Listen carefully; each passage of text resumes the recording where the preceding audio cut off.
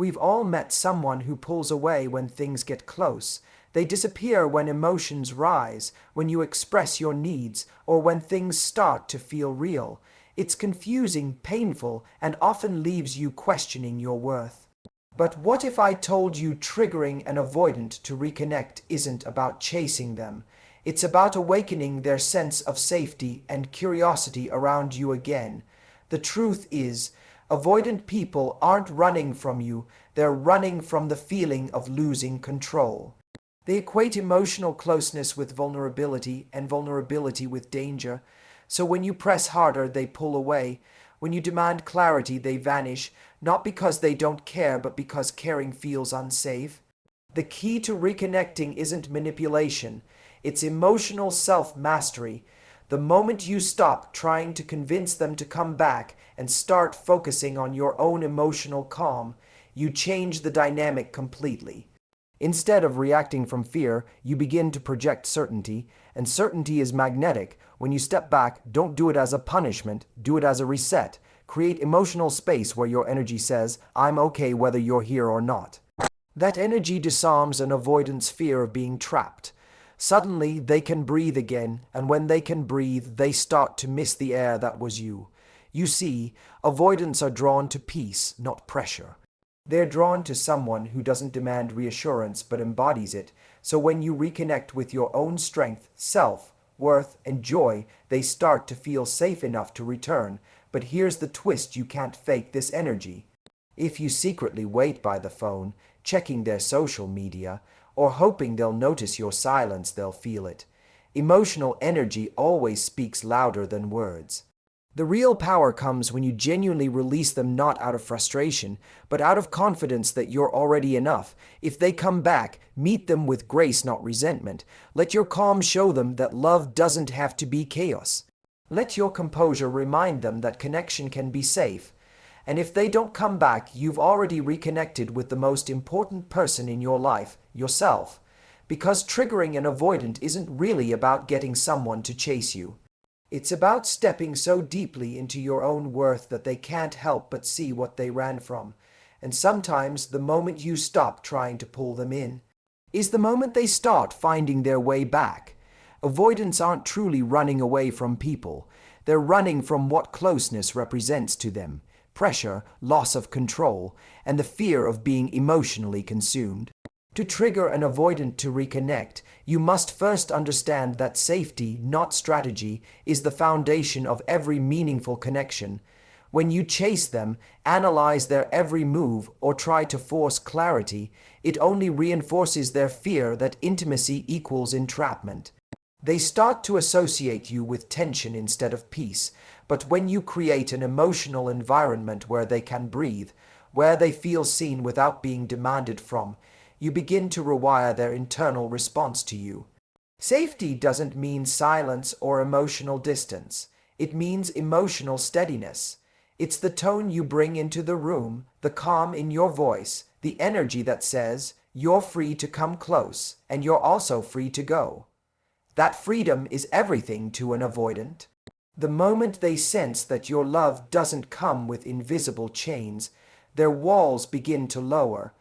They start to reevaluate what connection could look like with you. When someone feels that being around you won't threaten their autonomy, their nervous system relaxes, and from that relaxed state, connection becomes possible again. You can't create safety if you're acting from panic. If your emotions are driven by fear, fear of losing them, fear of not being enough, fear of being forgotten, that energy translates instantly. Avoidants are hypersensitive to emotional signals. They feel tension before you ever speak it. That's why even subtle things, like asking where the relationship stands or trying to fix things before they're ready, can push them further away. Instead, focus on being a source of grounded calm. When they sense stability in you, they instinctively start to feel safer engaging again. Creating safety also means taking emotional responsibility.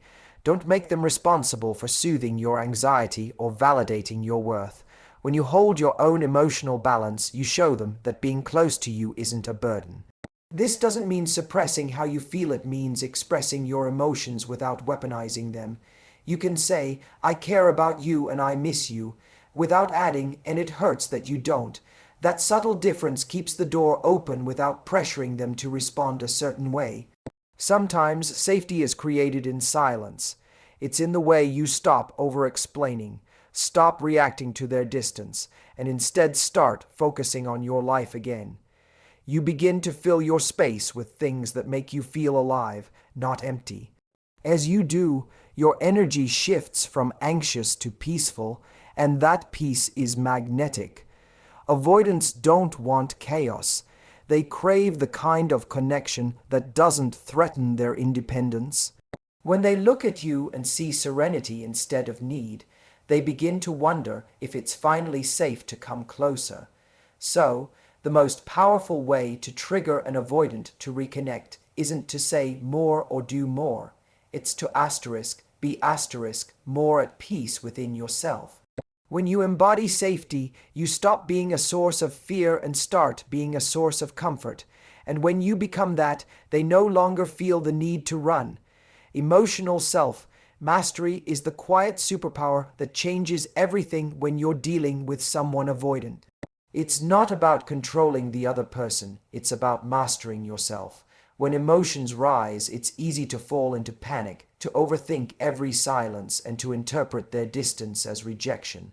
But when you learn to regulate your emotional state, you step out of that cycle of reaction.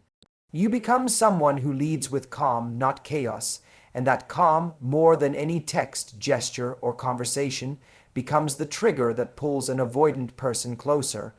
Avoidant individuals are deeply sensitive to emotional intensity. They often grew up in environments where closeness came with unpredictability or pressure, so they equate emotional expression with danger. When they sense emotional turbulence, their instinct is to retreat, to protect themselves before the storm hits. That's why your ability to remain grounded when they withdraw matters so much. Instead of matching their distance with anxiety or their silence with desperation, you respond with stillness. This stillness communicates something powerful, that you are emotionally safe. You aren't trying to control their feelings or pace, and that gives them space to trust you again. Emotional self-mastery doesn't mean you suppress your feelings or pretend not to care. It means you learn to experience your emotions without letting them dictate your actions. It's the difference between feeling hurt that they've pulled away and acting out of that hurt. You might want to reach out, demand answers, or test their feelings, but those impulses are driven by fear. When you sit with the discomfort instead, breathe through it and remind yourself of your worth. You're reclaiming your power. You're no longer outsourcing your sense of calm to their behavior. That's where real strength lies. Think about the energy you give off when you're emotionally grounded. You speak slower, your words carry confidence, and your presence feels stable. That energy has gravity. It draws people in. For an avoidant person who's used to feeling overwhelmed by emotion, your steadiness becomes intriguing. They start to associate you with peace rather than pressure. They begin to feel that being around you doesn't threaten their independence but enhances it. When your emotional temperature stays steady, they feel safe enough to step into your warmth. Mastering your emotions also means being aware of your triggers. Notice what makes you spiral, the silence, the delayed texts, the unpredictability, and learn to soothe yourself instead of reacting outwardly. Journaling, deep breathing, or grounding exercises can help regulate your nervous system. The goal isn't to appear indifferent, it's to cultivate genuine emotional resilience. When your sense of peace comes from within, no one's distance can destabilize it. And here's the irony. When you stop needing the avoidant person to calm your anxiety, they start feeling calmer around you. Your centeredness becomes contagious. The connection no longer feels like a battlefield but a safe space. That's the emotional shift that makes them curious again, makes them reconsider, makes them want to reconnect. Emotional self-mastery isn't just attractive, it's healing. It tells the avoidant person, you don't need to hide, you're safe here. And in that safety, connection can finally grow again. Space is not the absence of connection. It's the oxygen that keeps it alive, especially when you're dealing with someone who has avoidant tendencies. Many people panic when an avoidant partner pulls back, assuming that distance means disinterest. But in reality, space is how avoidants process emotions. When things become intense or vulnerable, they retreat not to forget you, but to regain a sense of control. If you chase after them in that moment, you're only confirming their fear that closeness equals suffocation. True attraction, for an avoidant, often begins when they realize that being near you doesn't cost them their freedom. Stepping back isn't punishment, it's emotional intelligence in action. It's saying, I respect your pace, I won't push you to feel before you're ready. That quiet confidence becomes incredibly powerful. It signals that you're not desperate for validation, that you can give love without losing yourself in it. The paradox is that the more you pull your energy inward, the more they begin to notice your absence. But it's not just the absence they feel, it's the shift in energy. You stop radiating neediness and start radiating peace. And peace is rare. Peace draws people back because it feels safe, grounding, and inviting. Creating space also allows clarity to return. When you're constantly trying to fix things, you cloud the emotional air. Both of you become reactive, defensive, or overwhelmed. Space resets that dynamic. It gives the avoidant person time to reflect without pressure, and it gives you time to remember your worth outside the relationship. In that quiet distance, both of you start to see things from a wider perspective. For the avoidant, it's a chance to feel what life is like without your energy. For you, it's a chance to remember that connection should add to your life, not consume it. There's a subtle art to giving space correctly. It's not about stonewalling, ignoring, or playing games. It's about maintaining warmth even in distance. You can still be kind, polite, or gently responsive without overextending. The message your behavior sends is simple: I'm here, but I'm not chasing. That energy tells the avoidant person that they're free to move closer at their own pace. It transforms the connection from a tug-of war into a dance. When someone feels that freedom, their instinct to pull away softens, and their curiosity begins to grow again. During this space, your focus should shift entirely toward yourself, your goals, your peace, your joy. This isn't just a distraction tactic, it's how you rebuild your own emotional gravity. When you invest in your own growth and fulfillment, you naturally exude confidence and independence. Those qualities are what an avoidant person finds most reassuring and attractive. They start to realize that being close to you doesn't threaten their autonomy. It actually enhances their life. Space, when given with love and calm, becomes a silent invitation rather than a wall. It whispers, "You're safe to come back when you're ready." And ironically, it's often in that silence, when they no longer feel cornered, that they begin to move toward you again. Authentic detachment isn't about pretending not to care or acting indifferent. It's about truly releasing the emotional grip you've had on someone while staying open to connection. Many people try to detach from an avoidant person by using silence as a tactic, hoping that pulling away will make the other person chase them, but emotional energy can't be faked. If deep down you're still clinging, waiting, or watching for a reaction, that attachment energy seeps through everything you do. Avoidants are especially sensitive to that kind of pressure because they're attuned to emotional undercurrents. What they feel isn't your distance, it's your hidden expectation. True detachment is when your peace no longer depends on what they do next. When you authentically detach, you're not punishing them. You're freeing both of you. You stop trying to manage how they see you or how quickly they return, and instead, you focus on your own emotional wholeness. This shift changes your entire vibration. Instead of reaching out from a place of fear, you start living from a place of trust. You trust that what's meant for you won't need to be chased. You trust that love flows naturally when it's not being forced. That kind of confidence is magnetic. The avoidant begins to sense the difference. You no longer feel like a demand. You feel like a calm presence. And calmness draws them closer because it feels safe. Authentic detachment means accepting uncertainty without needing to control the outcome. It's acknowledging, I care about you, but I don't need you to validate me. That inner freedom allows you to express affection or warmth without overreaching. You can send a kind message, wish them well, or smile at them without attaching a hidden agenda. That's real power to be open, hearted without being dependent.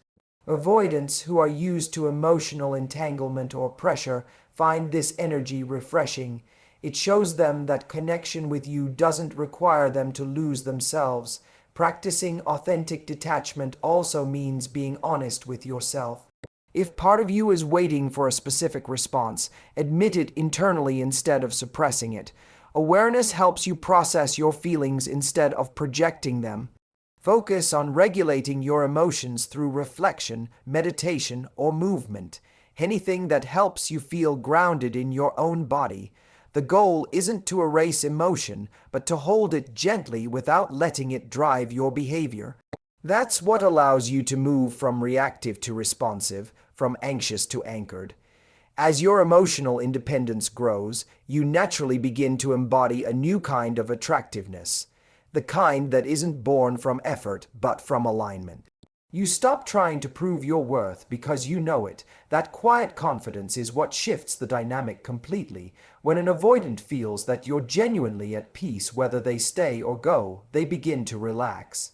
They no longer see you as a source of pressure, but as someone who gives them the rare gift of emotional freedom. Ironically, that's often the moment they start to reconnect, not because you demanded it, but because your authenticity made space for it. Reconnecting with an avoidant begins with reconnecting to yourself, because no strategy or technique can substitute for genuine self-worth. When you've spent a long time chasing someone emotionally unavailable, you often start to lose touch with who you were before the chase began. You forget the joy, confidence, and energy that made you magnetic in the first place. The truth is, avoidant people are drawn not to someone who needs them, but to someone who is deeply anchored in their own life. When you start prioritizing your own emotional well-being, your energy shifts from seeking love to embodying it, and that shift changes everything. When your self-worth comes from within, you stop viewing the avoidant's behavior as a reflection of your value. You no longer interpret their silence as rejection or their distance as proof that you're not enough. Instead, you begin to see it as information, a reflection of where they are emotionally, not where you stand in worth. This emotional separation is crucial. It protects you from internalizing their patterns and gives you the space to respond with compassion rather than insecurity. You can care about someone without collapsing into their inconsistency. That calm detachment becomes the very thing that reawakens respect and curiosity in them. Reconnecting to yourself also means nurturing your individuality again. When you stop revolving your life around waiting for messages or deciphering mixed signals, you free up enormous emotional energy. That energy can now be used to build your confidence, deepen friendships, explore hobbies, and grow in ways that make you feel alive. These aren't distractions, they're reminders of your wholeness. The more fulfilled you feel in your own world, the less you depend on someone else to fill emotional gaps. Avoidant individuals sense this shift. They're drawn to people who radiate independence and joy because it signals emotional safety rather than emotional demand. Self-reconnection is also about emotional honesty. You can acknowledge your longing, hurt, or confusion without being consumed by it. When you let yourself feel without judgment, you stop fighting your emotions and start integrating them. That integration builds emotional maturity. It's no longer about whether they come back, it's about who you are while they decide. This mindset makes you magnetic because it communicates strength without arrogance, care without control. You're no longer trying to prove anything, you're simply being. The irony of love dynamics is that when you stop chasing external validation, The very thing you once wanted begins to flow naturally. When an avoidant senses that you've reclaimed your peace, they start to see you differently. You're no longer the person waiting at the emotional door. You've become the one standing calmly in your power. That transformation makes them curious again, often pulling them closer without you saying a word. But even if they never return, you've already achieved something greater. You've rebuilt the most important relationship of all, the one with yourself. And from that grounded place, every connection you attract from then on will be deeper, safer, and more aligned with the love you truly deserve. In the end, reconnecting with an avoidant isn't about games or strategies. It's about becoming the calm, grounded version of yourself that love naturally gravitates toward. When you lead with peace instead of pressure, safety instead of fear, and authenticity instead of control, you create space for real connection to grow.